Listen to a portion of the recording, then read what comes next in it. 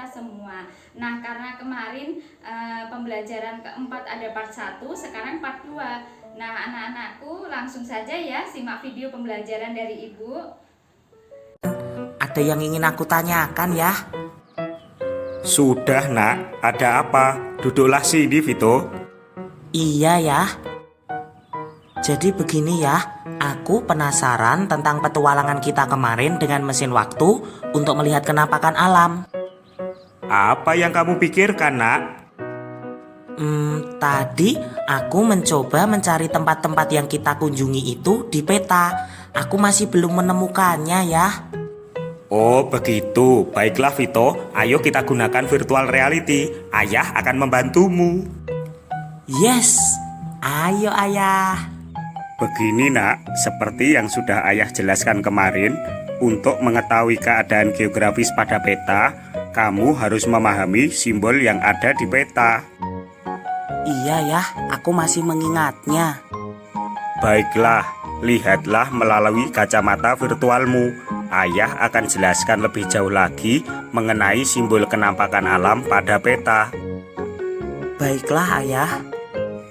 Pada sebuah peta, sungai digambarkan sebagai garis yang tidak terlalu lurus, sesuai dengan bentuk sungai itu sendiri. Jika ada percabangan sungai, maka gambar pun akan bercabang. Selanjutnya adalah gunung. Dalam sebuah peta, gunung disimbolkan dengan gambar segitiga.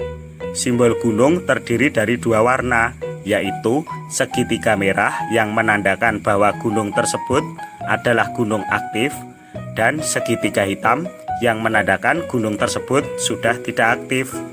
Berikutnya adalah danau. Danau digambarkan dengan simbol bulat tidak sempurna berwarna biru yang menandakan bahwa itu adalah kubangan air. Lalu simbol apa yang digunakan untuk menandakan lembah ya? Begini nak, lembah merupakan wilayah di sekitar pegunungan atau perbukitan. Jadi, kamu bisa menemukan lembah di sekitar tempat-tempat tersebut. Di peta biasanya akan ditulis nama lembah yang ada di daerah itu. Berarti untuk menentukan letak pantai, kita mencari di daratan yang berbatasan dengan laut. Apakah benar begitu, ayah? Benar sekali yang kamu katakan, anakku. Mari kita lanjutkan, nak. Selain menggunakan gambar, keadaan geografis pada peta juga disimbolkan dengan warna. Untuk menggambarkan dataran rendah, warna yang digunakan adalah hijau. Sedangkan untuk dataran tinggi digambarkan dengan warna kuning, oranye, atau coklat. Semakin gelap warna yang digambarkan, maka wilayah tersebut semakin tinggi. Wah, aku sudah sangat paham dengan penjelasan simbol pada peta ya. Pasti aku dapat dengan mudah menemukan tempat-tempat yang kita kunjungi kemarin. Baiklah Vito, lanjutkan untuk mengerjakan tugasmu. Nanti ayah akan memeriksanya. Iya ayah, terima kasih telah memberikan penjelasan kepadaku. Ayah, aku telah menyelesaikan tugasku. Baiklah Vito, coba bacakan salah satu nak. Aha, aku akan membacakan hasil identifikasi kenampakan alam Pulau Bali. Bentang alam atau kenampakan alam Pulau Bali. Gunung yang ada di Pulau Bali diantaranya adalah Gunung Agung, Gunung Batur, Gunung Abang, Gunung Adeng, Gunung Batu Karu, Gunung Merbuk, dan lain-lain. Sedangkan lembah yang ada di Pulau Bali diantaranya adalah Lembah Pantunan, Lembah Tukat Melangit, dan lain-lain. Bukit yang ada di Pulau Bali diantaranya adalah Bukit Kintamani, Bukit Asah, Bukit Jambul, dan lain-lain. Sungai yang ada di Pulau Bali misalnya Sungai Ayung, Sungai Balangan, Sungai Tikat Buleleng, Sungai Pangi, dan Sungai Pakerisan. Dataran rendah yang ada di Pulau Bali misalnya Dataran rendah Badung, Tabanan, Gianyar, Buleleng, Batur, dan lain-lain. Sedangkan pantai-pantai yang ada di Pulau Bali misalnya Pantai Kuta, Sanur, Jimbaran, Tanah Lot, Nusa Dua, dan lain-lain. Wah, kamu sangat bagus dalam mengidentifikasi bentang alam Pulau Bali, Vito. Terima kasih ayah, aku juga sudah menyelesaikan untuk pulau-pulau yang lainnya. Ayah sudah yakin kamu benar dalam mengerjakannya, nak. Oh ya, tahukah kamu, nak? Bentang alam Indonesia yang bervariasi tidak terlepas dari keadaan iklim di Indonesia. Iklim, apa itu ya? Iklim adalah keadaan rata-rata cuaca pada suatu wilayah dalam jangka waktu yang relatif lama. Sedangkan cuaca adalah keadaan suhu udara, tekanan udara, curah hujan, angin, dan sinar matahari pada waktu pendek dan pada tempat tertentu pula. Letak wilayah Indonesia yang berada tepat di tengah bumi membuat Indonesia beriklim tropis. Ciri iklim tropis adalah suhu udara yang tinggi sepanjang tahun. Selain itu, ciri iklim tropis lainnya adalah lamanya siang dan malam hampir sama, yaitu 12 jam. Secara umum, keadaan iklim di Indonesia dipengaruhi oleh 3 jenis iklim, yaitu iklim musim, iklim laut, dan iklim panas. Aku masih belum paham ya, bisa jelaskan lebih jauh lagi? Begini Vito, iklim musim dipengaruhi oleh angin musim yang berubah-ubah setiap periode tertentu. Iklim musim terdiri dari angin muson barat yang bertiup pada bulan Oktober hingga April yang sifatnya membawa musim hujan, dan angin muson timur yang bertiup sekitar bulan April hingga Oktober yang sifatnya kering. Biasanya itu mengakibatkan wilayah Indonesia mengalami musim kemarau. Yang kedua adalah iklim laut. Iklim laut terjadi karena Indonesia berbentuk kepulauan dan memiliki laut yang luas. Maka banyak menimbulkan penguapan dan akhirnya mengakibatkan terjadinya hujan. Sedangkan yang ketiga adalah iklim panas. Iklim panas terjadi karena Indonesia ada di daerah tropis, di mana suhu yang tinggi mengakibatkan penguapan yang tinggi dan berpotensi terjadinya hujan.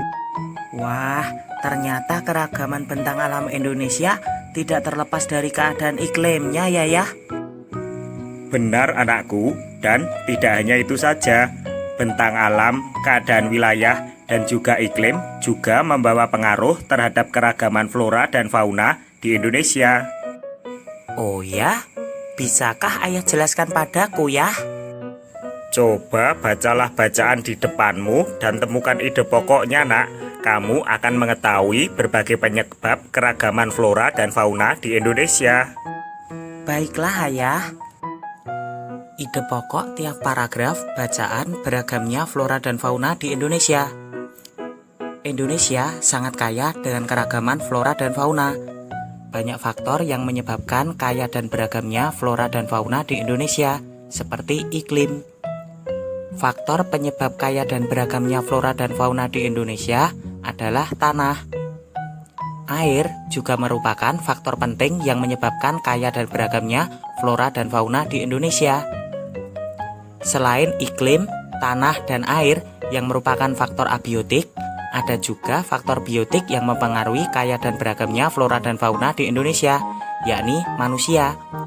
Di sisi lain, manusia juga mempengaruhi keberlangsungan hidup flora dan fauna.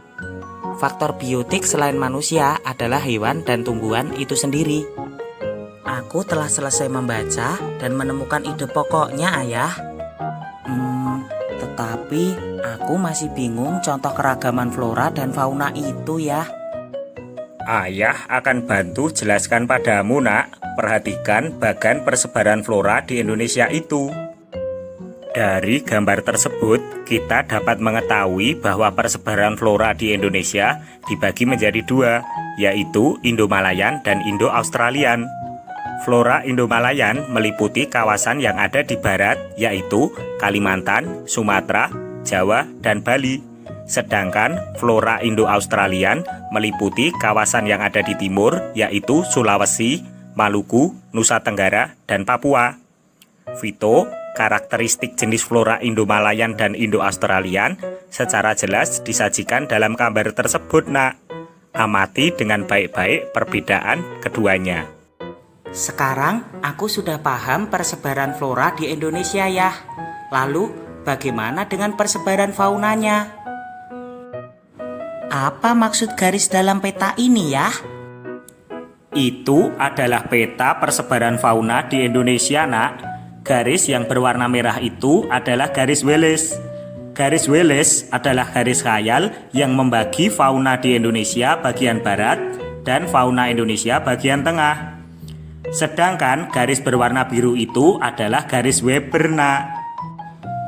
Berarti garis Weber adalah garis khayal yang membagi fauna Indonesia bagian tengah dan fauna Indonesia bagian timur. Apakah benar seperti itu, Ayah? Benar sekali yang kamu katakan, Vito. Untuk lebih jelas dalam memahami persebaran fauna di Indonesia, coba kamu perhatikan dengan baik bagan itu, Nak. Baiklah, Ayah. Persebaran fauna di Indonesia dibagi menjadi 3. Yang pertama adalah fauna Indonesia Barat atau Asiatis. Fauna Indonesia Barat banyak ditemui hewan besar seperti gajah, badak bercula 1, banteng, macan, tapir, kerbau, rusa, orangutan, monyet, babi hutan, bekantan, dan lain-lain. Banyak juga ditemui reptil seperti ular, kadal, tokek, buaya, biawak, bunglon, kura-kura, dan terenggiling.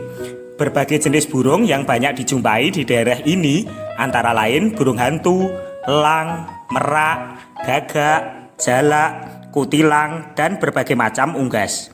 Adapun berbagai macam ikan air tawar dapat dijumpai di wilayah ini seperti pesut.